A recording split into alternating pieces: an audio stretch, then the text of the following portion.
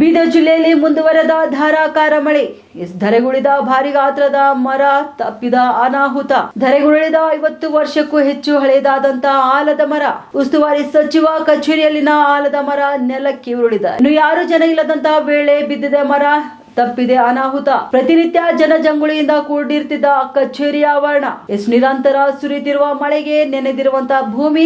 ಇನ್ನು ಇಲ್ಲಿ ಅರಣ್ಯ ಇಲಾಖೆ ಸಿಬ್ಬಂದಿಗಳು ಭೇಟಿ ನೀಡಿ ಪರಿಶೀಲನೆ ಕೂಡ ಮಾಡಿ ಮರ ತೆರವು ಮಾಡಿದ್ದಾರೆ. ಇನ್ನು ಈ ವಿಷಯಕ್ಕೆ ಸಂಬಂಧಪಟ್ಟಂತೆ ಅರಣ್ಯ ಇಲಾಖೆ ಸಿಬ್ಬಂದಿಗಳು ಭೇಟಿ ನೀಡಿ ಪರಿಶೀಲನೆ ಮಾಡಿ ಮರ ತೆರವುಗೊಳಿಸಿದ್ದಾರೆ.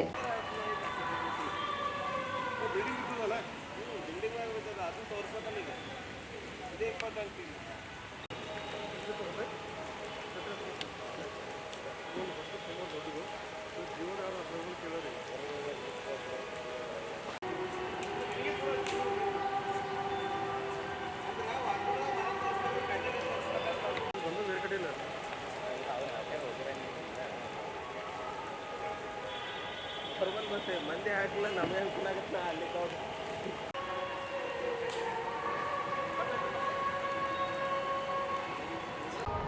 ಕಳೆದ 2-3 ದಿನಗಳಿಂದ ಬೀದರ್ ಜಿಲ್ಲೆಯಲ್ಲಿ ಸುರಿಯುತ್ತಿರುವ ಧಾರಾಕಾರ ಮಳೆಗೆ ಸಾಕಷ್ಟು ಅವಾಂತರಗಳು ಸೃಷ್ಟಿಯಾಗಿವೆ ಅಂತ ಹೇಳ್ಬೋದು. ಜಿಲ್ಲೆಯ ಹಲವು ತಾಲೂಕುಗಳಿಗೆ ಮನೆಗಳಿಗೆ ನೀರು ಕೂಡ ನುಗ್ಗಿದ್ದು ಜನಜೀವನ ಕೂಡ ಅಸ್ತವ್ಯಸ್ತವಾಗಿದೆ. ಅದೇ ರೀತಿ ಈ ಮಳೆಯಿಂದಾಗಿ ಬೀದರ್ ನಗರದಲ್ಲಿರುವ ಒಂದು ಬೃಹತ್ ಗಾತ್ರದ ಮರ ನೆರಕುರುಳಿದೆ.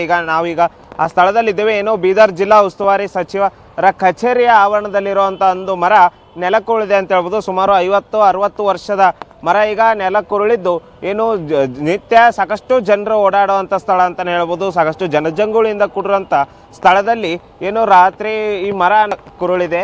ಏನು 2-3 ದಿನಗಳಿಂದ ಸುರಿಯುತ್ತಿರೋ ಧಾರಾಕಾರ ಮಳೆಗೆ ಏನು ಇದು ಬೇರುಗಳು ಸಡ್ಲಗೊಂಡು ಈಗ ಗಿಡ ನೆಲಕ್ಕುರುಳಿದ್ದು ಏನು ಉಸ್ತುವಾರಿ ಸಚಿವರ ಕಚೇರಿಯ ಕಟ್ಟಡದ ಮೇಲೆ ಬಿದ್ದಿದೆ. ನೋಡ್ತಿರ್ಬೋದು ನೀವು ಕಟ್ಟಡ ಯಾವ ರೀತಿ ಒಡೆದೋಗಿದೆ ಅಂತ.